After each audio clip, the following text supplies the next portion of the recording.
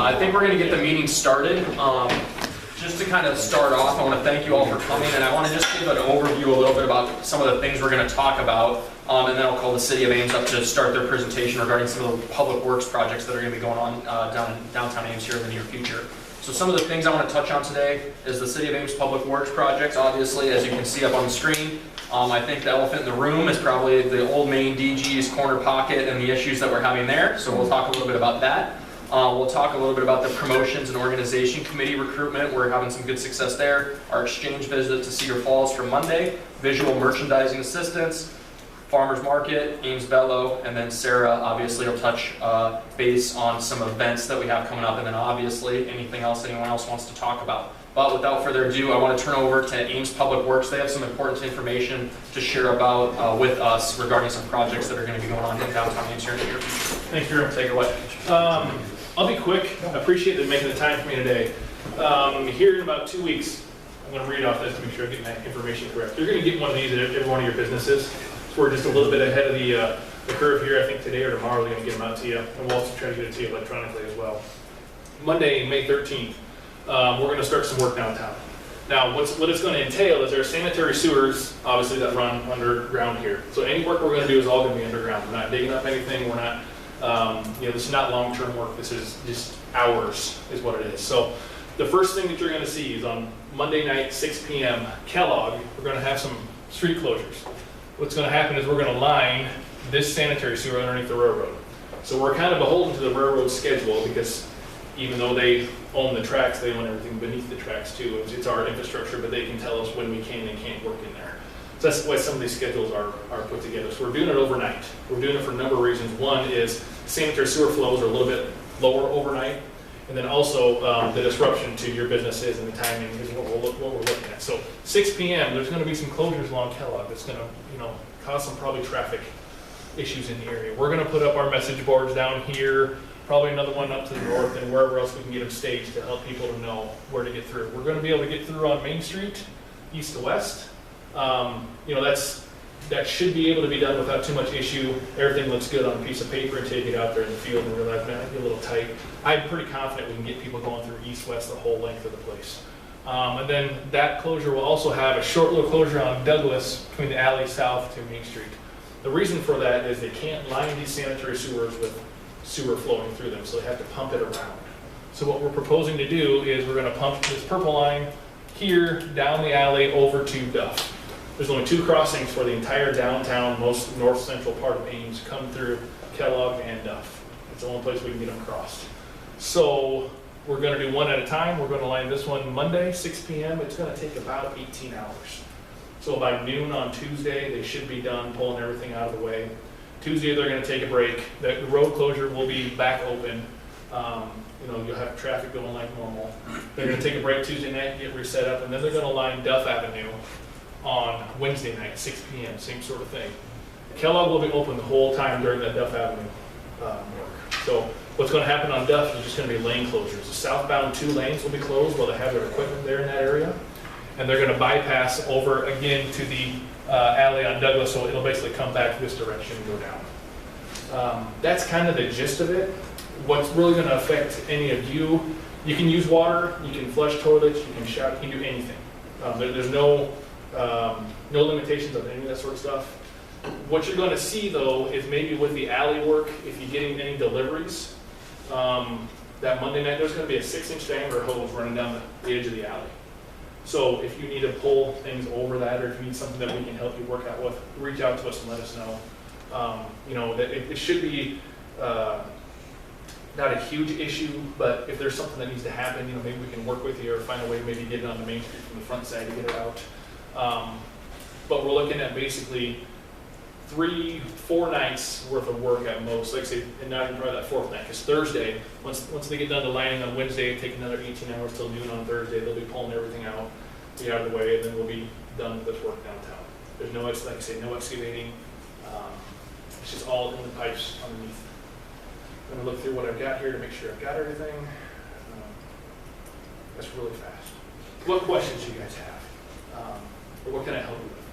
Maybe you digest it a little bit. Yeah, go ahead. Will the alley behind or the parking lot behind the 200 block of Main be open for traffic? Yes, yes. So so there's a green line there, but you gotta remember, it's all underground. So you'll be able to travel east-west. So if you're gonna come in at Duff to the CBD lot here and you wanna get out on the opposite end, you're gonna have to drive all the way across. You can't go out on Kellogg, but you can get through there. Okay. So the two entrances are gonna be at Kellogg and Ron Clark. The reason I ask is we get a delivery Monday afternoons. Okay. A truck delivery. Yep. And he comes down the behind Yes. in the parking lot. And Anything- pulls up behind our store. Anything in those lots, it's no problem. It'll be all the same, so it shouldn't affect anything. Okay. Anything else right now? Thank you. I'm gonna leave some cards, I'm gonna leave some copies of this as well. If we take them, you should be getting some more. If not, send them to Resource Recovery, we'll make a pile out. Thank you, everyone. Thanks for coming. Thanks. The next item on the agenda I wanted to make sure that we covered is one that's gotten a lot of attention in the last week, and it's Old Main, DG's and Corner Pocket. As most of you, if not all of you, already know, they were essentially served by the Alcohol Beverage Division saying that their liquor license was going to be suspended starting May 13th until November 13th. And then Scott or anyone else who has ownership or anything along those lines, and that business will not be able to apply for a liquor license for another 2 years. There had been an ongoing investigation into how things were going over the last couple months, and then this was the determination they decided that they needed to make going forward. There's still a lot of unsolved parts. We don't know what that's going to mean for them staying open. We don't know what that's going to mean for a lot of different things. That remains to be seen. But one of the biggest things that we want to make sure as an organization is the fact that we're going to be a resource to anyone that may need help. That's kind of something we do around here. If there is, unfortunately, worker displacement or things like that, that obviously is the most negative possible thing that could happen. But that's something we do a lot within the Chamber and Economic Development side of things, and we're happy to help anyone that may need it if that comes up. As you can imagine, there's been quite a few media requests regarding this as well. The Trib already ran an article. There was no quote from anyone from Ames Main Street in the article. They basically wrote it based off the Alcohol Beverage Division complaints. But as of now, the Trib had, like I said, put that article up. But now we've had Channel 13 was here at 11 o'clock. They interviewed me for about 10 minutes. That's going to show up at 6 o'clock tonight on the news. The positive thing is I was talking to Frank and Jess. They were the first ones here. And it's going to be a positive thing. Actually, I think in the long term, the interview is going to be it's going to come off as a positive for Ames Main Street, because the way it was framed is the fact that while there's going to be short-term challenges, it's going to be a net positive in the long term because it's going to give us opportunity. And that was something that was sold in that interview. And I also made it very clear the fact that there's a lot of things we don't know yet. And we don't know what's going to happen. But the fact of the matter is we're going to make sure that we can help however we can all the way throughout. So that was what was really talked about in the interview. That's what should be portrayed in the interview. I'll be very disappointed if it's not, because that was the underlying message, so I don't know how they can mess it up.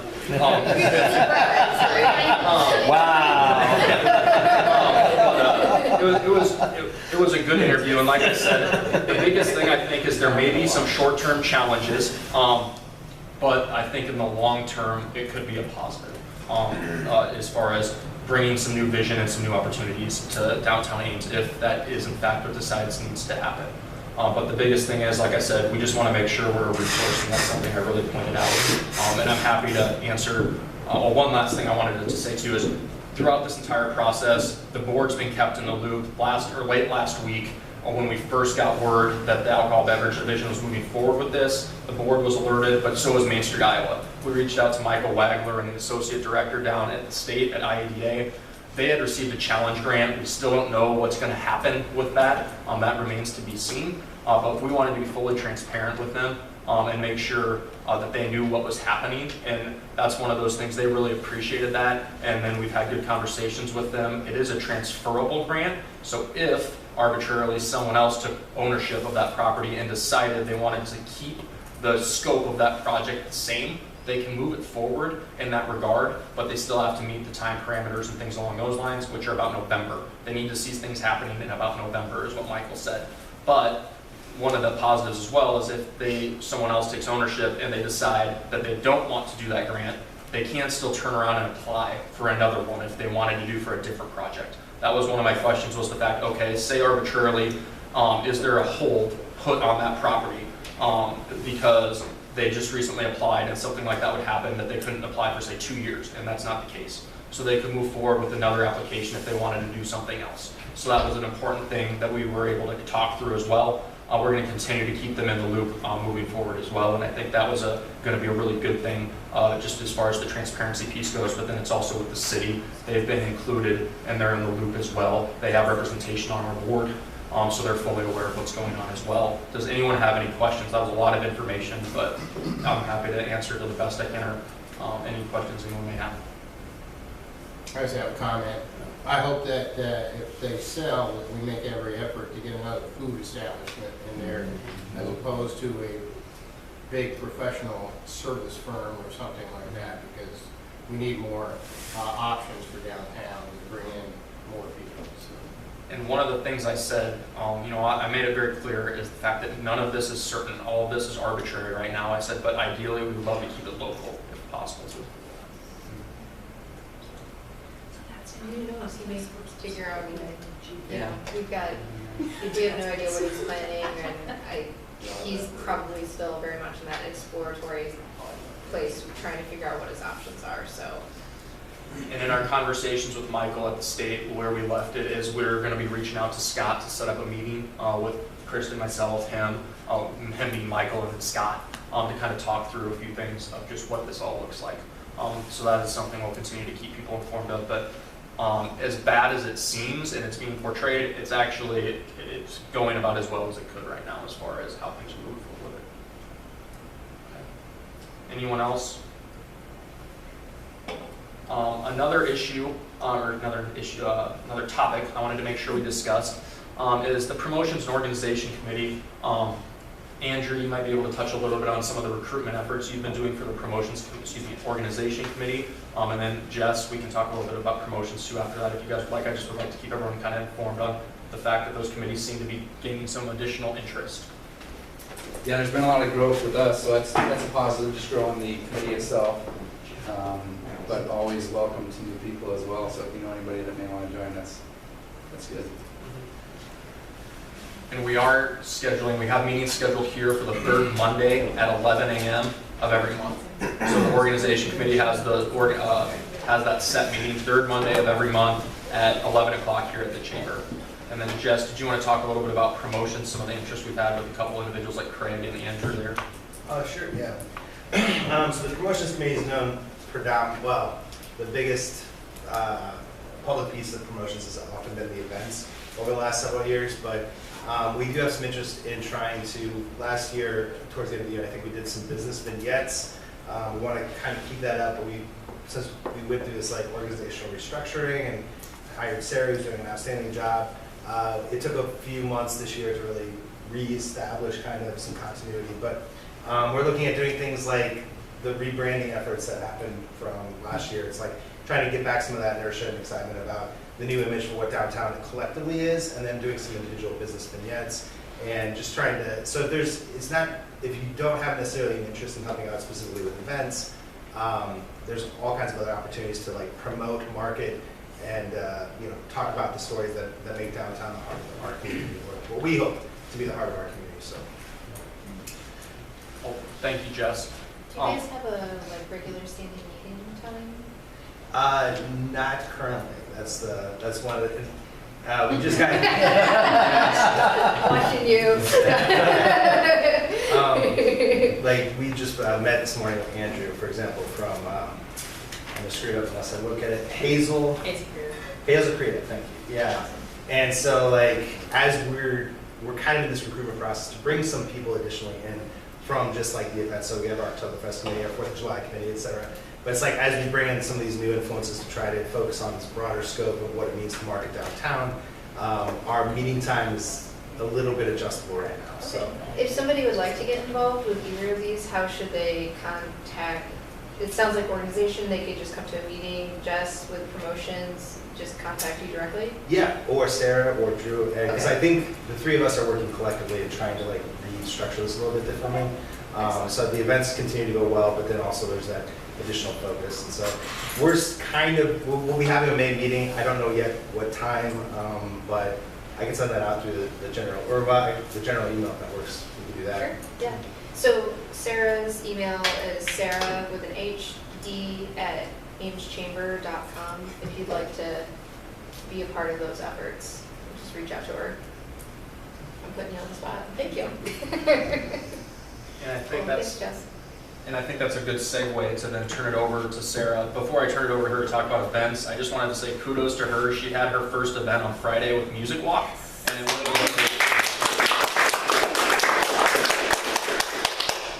Yeah, no, Music Walk did go well. Thank you to all who participated, came down and experienced Music Walk. If you have any feedback, please let me know. I'd like to get a survey sent out to all those businesses and musicians who participated, but all feedback is good feedback, so please let me know if you have anything to share. Our walk is coming up on June 7th. There's still plenty of time to register your business, register as an artist. We would love to have you. That registration is available on the website. Go to the events tab, click Art Walk. Registration's there for both sides, artist and business. 4th of July parade, obviously on the 4th of July, but that registration went live this morning, so there's an opportunity to register your business to participate in the parade. If you know of anyone else who wants to participate, please let them know. I plan on inviting businesses who participated in the past to be in the parade again. Yes. How much does it cost to be a part of it? Okay, cool.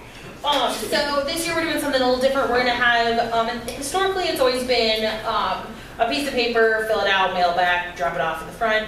This year we have the option to do it electronically as well, and then I'll go ahead and invoice you for what you owe, which nonprofits are $15, businesses are $35, and political campaigns are $40, but any sort of if it's a veterans group, or if it's like, if the fire station wants to come in and bring a fire truck or something, that's at no cost. I just need to know they're gonna be there. So yeah, 4th of July, online, please register if you want to be a part of it. Answer.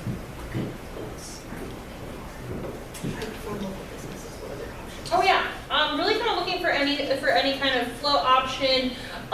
If you're going to drive a car in the parade, I hope it is not just, oh, my Jeep looks nice today, I want to drive my Jeep in the parade.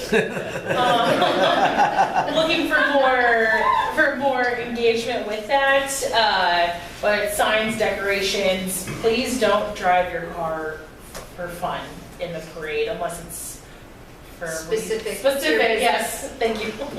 No. Like, Treats on a Leash, they have their car branded. Yes. Maybe they could have a dog walking things. Yes. Skunk River could maybe have a bunch of cyclists happening. Yes, and you can bring your car in the parade. I just need to A, know about it, and B, would appreciate if there was within scope. It was themed. It made sense. Yes, thank you. Thank you. Finally, Foodies and Brew is now July 11th. Tickets are on sale through the website and Eventbrite.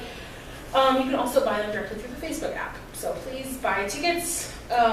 We have it, I think I mentioned in the past, we have an option for both food and drink, as well as just a food only ticket this year as well for those who either don't drink, want to be the designated driver for the evening.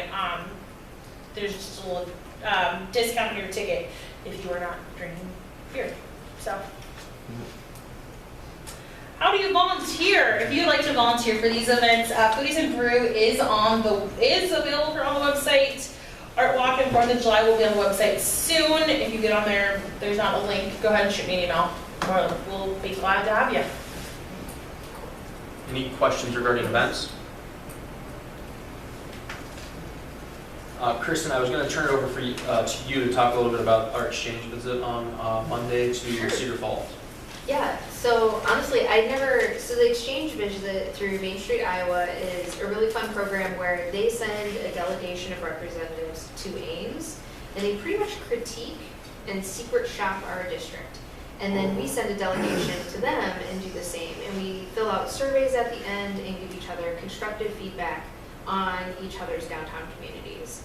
So we got to go to Cedar Falls. I'd honestly never been before. And so it was really kind of fun to see how they do their downtown stuff. It's just kind of some interesting things.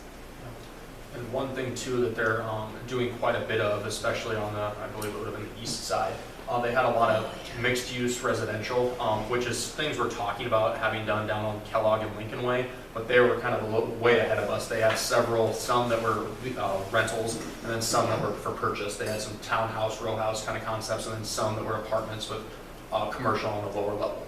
And they had put in some new stores there that had kind of drawn. You could tell that that was a new addition, but then also they had some breweries, they had a tea shop down in that area as well. Definitely check that one out. And there was really a new corridor being developed because of that. So that was something that was interesting to see as well. They had 3 breweries downtown, so they had us beat there by one. They had a nightclub and yeah. escape room. Yeah, Working in an escape room. I know. Yeah, so I feel like. What about throwing axes? That's like hot everywhere. Like the axe throwing places, did they have one there? They did not. Every trip I've made, sorry for interrupting, every trip I've made for the past 2 months, there has been at least one axe throwing business. Like, have you guys seen this stuff? They're looking in Ames. They are. Awesome. Awesome. I'm gonna throw some hatchets, y'all. But yeah, it was a good thing, but then there was also some things where we noticed their wayfinding, their signage wasn't as good as what we had in the community. Like, if Crystal's from Cedar Falls area, so she knew exactly where she was going when she was driving us, but we asked her, would you have been able to find it if you didn't know where you were going? And she's like, no. Like there was nothing off the highway, and so for me, someone who's not really ever, I've been to Cedar Falls like once in the last decade. I had no clue where it was. There was nothing for their, what their hill? College Hill, College or Hill, Main Street. or for their Main Street community, either off the highway or leading into the community. So there was no sense of, if I go a little further, there's going to be something interesting, or if I get off this exit. And so we actually did notice that we have issues with our wayfinding signs, in that they're very, they feel a little random and they're all very different, depending when they're replaced.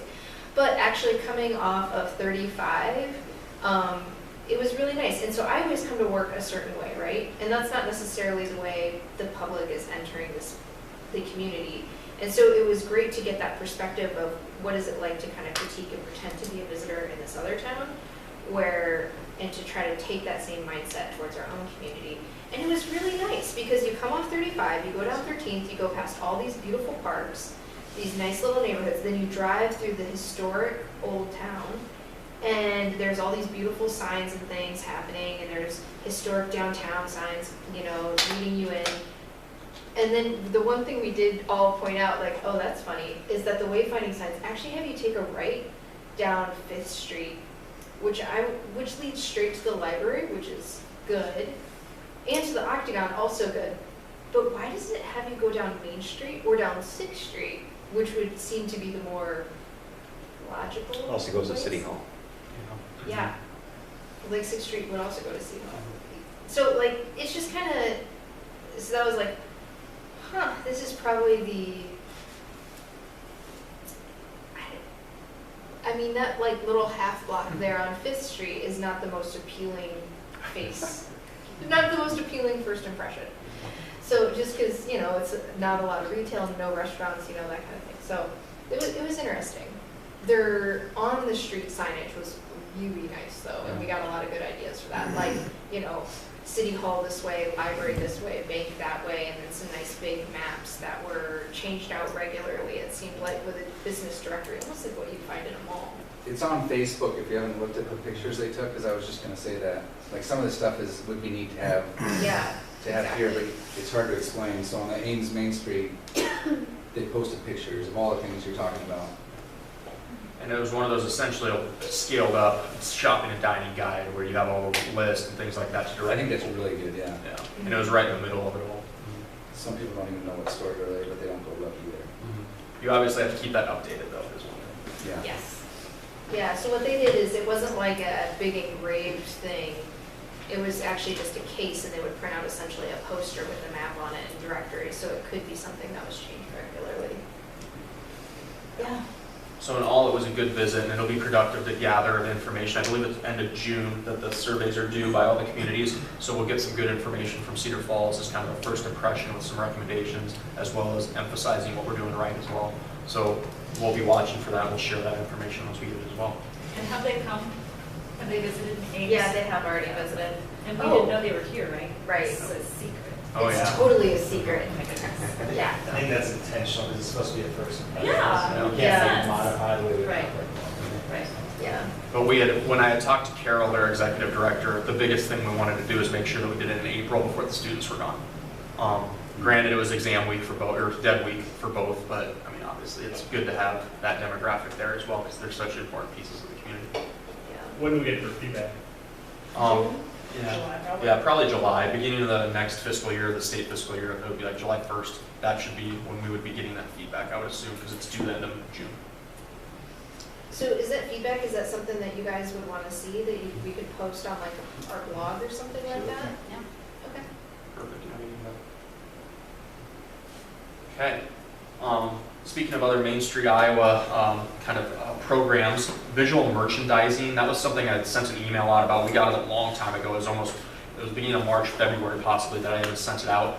And you could apply for up to 5 businesses. The application was due yesterday by the end of April. And we applied for a full 5 of them. We have 3 of them. The owners of 3 of them here in the room. It's Terry and Ann from Chocolate Stomp, Frank from the salon, Kristen from Little Woods, Eric and Amy from the Loft, and Jody from the Diva Inside. So those were the entities that were applied for visual merchandising assistance, and they really kind of come in and do some consulting for you as to like how you can make your, as you would imagine, visual merchandising more appealing, especially the outward-facing piece on Main Street.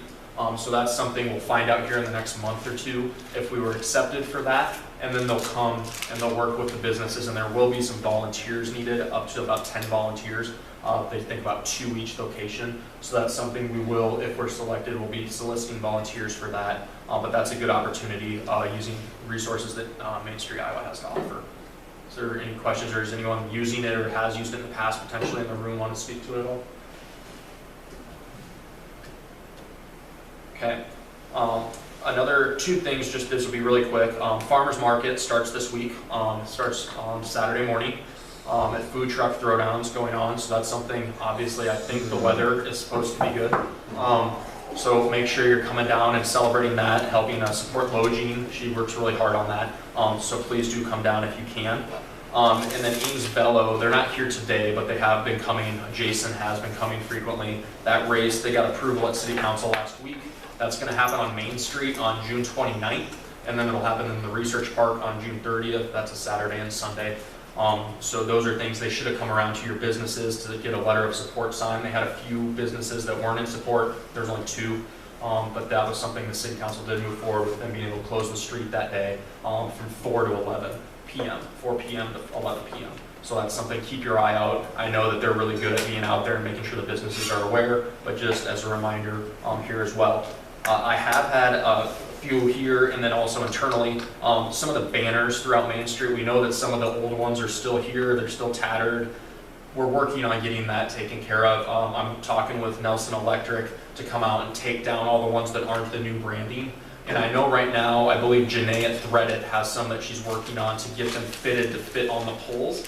So that's something we're in the process of working through, but that's something we have reached out to Nelson Electric. They've been very helpful with us in the past on that, but please know that isn't something we're overlooking. We know like there's one right out here, for example, that doesn't look the greatest, and Kellogg's a gateway into downtown, and we want to make sure that those aren't what some people are seeing as a first impression.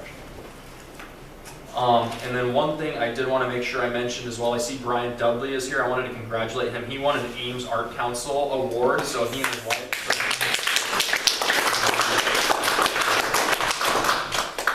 So I wanted to make sure we gave him some recognition on that. And then that is all I had to cover on my agenda. So now the most important part, what do you guys want to talk about? What are some things that you guys would like to discuss, if anything, as members of Ames Main Street? I just wanted to say about Music Walk. We didn't host a musician this year because of space, but we stayed open till 8 o'clock, and we had steady traffic right up till 8 o'clock. It was a really good day for us. So I thought the event was a big success. Yeah, I second that as well. We were busy until 8, because I was like, maybe we'll close at 7 if there's no one there, but I mean, we were open past 8 o'clock. And we were making pizzas in the kitchen, and we made 30 pizzas that night. So, yeah, it was crazy. Yeah, and if you haven't had a chance to go into Mindy's new store, it looks awesome. Integrity and Ripke and your staff and you obviously did a very good job, and it looks really good. If you haven't had an opportunity to get in there, do get in there because it's a very nice update to Downtown Ames. When is your official reopening? Is that For us, yeah? this Saturday, I planned it to be with the farmer's market to get a couple thousand people, downtown already. Yeah. So I might as well roll them in. Yeah, so is it just like open to close or? 10 to 4, and we have some really great giveaway prizes. There's a Woostop 7-piece knife block set we're giving away. There's a Le Creuset Dutch oven we're giving away. Some OXO products, I'm trying to sales reps pull through, and so just, no purchase necessary, throw your name in the bucket, and hopefully you win, so. Have you heard anything about alleyway on 300? They presented at last month's meeting. Nate Willie from Public Works, the city, he's been working on that. And I can connect you with him if you have questions about it specifically. No, I just wondered when they were going to get around to it, because there's holes back there that, I think there was one of those combs got lost in the hole. That is true. A truck ran over it and fell in the hole, and it's a really big hole. It's so big that it's all of the code. Yeah, it's right in between Lisa and my building It's too. after so. 4th of July, right? Yeah. So I think they're gonna wait to do the alleyway closures for that project until after 4th of July, just because Ames Velo and then the parade celebrations and kind of all that extra traffic downtown. And then there's kind of 2 consecutive projects, right? Where, is it Alliant? No, me? Who else is tearing up the alley? Oh, they're waiting for Alliant to get the lights in. Yeah, so it'll be Alliant is gonna go through first and do their work, and then the city is gonna go through and do their work. So it'll probably be finished, what do you say, by hopefully trick or treat? It's what they're shooting for. So it's a bigger long-term project that'll close down those 2 alleys for quite a while. But if you do have any issues, and his name's Nate Willie, who's overseeing that project, or you can reach out to us and we can connect you to them if you do want to talk to them about it. Is there any other topics or questions people want to bring? Did we decide, are we going to for sure do First Friday stuff next year? So for anybody that's not aware, I'm just gonna, long story short, minor hiccup with First Friday. We are still doing it this year. We are scaling back some of the more ambitious ideas that we had, but we're still gonna roll it out. As far as I know, we're probably gonna roll it out in July though, and then in June, the only thing that we're really doing is just participating in like the public art, or representing the public art project that we're gonna do with Art Walk. So. But aside from that, I mean, I can answer anybody's like specific question probably after the meeting. So kind of the thought too is, and correct me if I'm wrong, Yeah. but so using Little Woods as an example, let's say Kristen wants to release a new tea or do I any have tea a great tasting. real-life example that is also a public service announcement. Yeah. This first Friday of May, we are having a drop-in puer Chinese tea service. So from 10 a.m. to 6 p.m., you can come in and sit at the QR, and I will serve you from traditional Chinese ceramicware and etc. Full pomp and circumstance. And we're also releasing our Tea of the Month subscription every first Friday of the month. So we'll still continue to do that. And that's yes, thank you. So events like this, just encouraging if you're interested in hosting something like this, encouraging if you can to host it the first Friday of the month, so then next year we can look at incorporating some larger scale activities to accompany those. So as someone, say for my July event, do I send that information to you, to Daniel? Will it be kind of put into a central place, or is it going to all be organic? So that's probably part of the nature. Some of the hiccups is like where ownership of First Friday actually originates from. So and we're definitely on the same page now, but we still have to figure out exactly where they're going to send that stuff into. It's going to be to Ames Main Street somewhere, For now, just go ahead and send it to me, and then we'll work together. And if you don't have my email, Sarah D. Yeah. With an H, very So- cool with an H. Ames Main Street will kind of be a little bit of a clearinghouse to help bring a further highlight to these First Friday events. So if people are curious, like, what is going on with First Fridays? There'll be a place that they can find that out. Does that sound right? Am I surmising? I can't really be any less vague than that, sorry about that. 100% everything's still green as far as that, so. But I want to take the opportunity too to thank you. I know you've put a lot of time and effort and thought into it, so thank you for that. Oh, absolutely, yeah. Daniel has been pretty amazing, so I mean, just throwing that out there. stop. I am not a professional business, event planner, for sure. Yes, but now we have one to work with. Yeah, so it's gonna be perfectly exactly, awesome. yeah. It'll be wonderful. Yeah, so we're all really excited to see this happen. It was actually listed as one of our like 5 priorities for the year to see this kind of promotional event happening and trying to get people to stay open a little later on Fridays, hopefully, and plan events on the same night so we can really work together to bring a bunch of people downtown on a regular basis. So just to state the obvious, because that's one of my favorite things to do in life. Good. What you're asking and what we're kind of talking about is perhaps small businesses on Main Street might come up with something fun about First Fridays of the month, Yeah, Mhm. and then let Main Street know so they can kind of compile them. exactly. And at some point, we'll make it more of a formal way to let us know, but this, for right now, it's kind of working out small details, if you will. So whether that's like a Google form or something to kind of keep, that way make sure we spell everything right, everything is laid out there.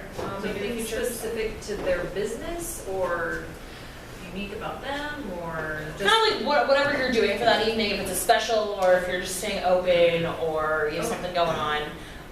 You have like a musician in for the evening or something, whatever that may be, and whatever time frame that is too. Like if you're gonna have, let's say Kristen wants to stay open till midnight and wants to host like 3 musicians. Oh, nice. You can just like that's something. Sorry to use an example because you're That's here. all right. But like that's something. President or the spokesperson. Yeah, but like that's something you can specify there as well. So, and traditionally, First Fridays it's definitely been aligned with arts and culture, and you can take it that way. You can also take it as an opportunity that there's music, whatever, a craft demo, etc. You could host a tasting, or you could even just run a sale, or have some kind of special feature for First Friday. And it can be something that starts earlier in the day, or it can go late into the night. It's really, I think Daniel coined this little tag phrase. It's basically just do something. Yeah, all you have to do is Just something. do something. All you have to do is something, something. yeah. And literally the minimum would be just be open, right? Yeah. Like, Or, I mean, obviously, Let like, us it's know. not like you're gonna have like walk-in dentistry on the first Friday of the month, I guess. I mean, some different. But like, for example, like the art walk has always been on the first Friday. You can always just host an artist or a musician, like the music walk, it can be a little bit of like a hodgepodge of like whatever the other things were. Yeah. But yeah, I shouldn't talk until we have like some more of the things tweaked, so. I'm probably Not get ahead of me, yeah. putting you on the spot. Yeah. I apologize. And sorry if it's a little bit confusing or if there's a little bit of a delay, but we're like trying to hash out all the details so everybody's on the same page, I guess, yeah. Yeah. Thank you, everyone, for your efforts on that. And then I know there was a couple people that snuck in after we had started the meeting. Just in case you hadn't heard, but weren't here when I was mentioning it, watch 6 o'clock news on Channel 13. There, I was interviewed relating to Old Main, the DGs in Corner Pocket. So if you get an opportunity, watch that. See kind of how they're portraying that and putting that off. Yeah. All right, we have an opening for a full-time manager. Our manager's gonna have some surgery in the back to get his MBA, so if you know of anybody who might be interested, somebody asking, or somebody in your family, no benefits, but a salary, so it might have to be somebody with access to benefits. Perfect. And we have 2 sales associates up there, so if you wanna do teeth and then come do chocolate, let me know.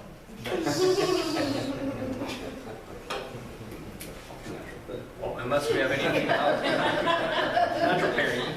Unless we have anything else, I'm happy to adjourn the meeting. Thanks, everyone, for coming.